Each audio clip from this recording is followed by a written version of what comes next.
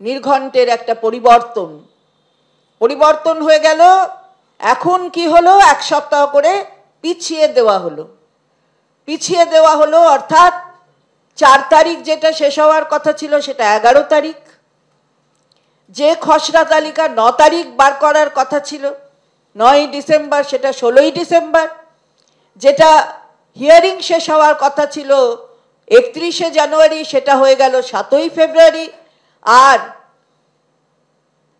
পূর্ণ তালিকা অর্থাৎ ফাইনাল লিস্ট সেটা বেরোবে কবে, 7 তারিখ বলেছিল 14ই ফেব্রুয়ারি। অন্তরে এটা তো স্বীকার করা হলো নাকি জাতীয় নির্বাচন কমিশন রাতের অন্ধকারে এই সময়সীমা পাল্টে দিল।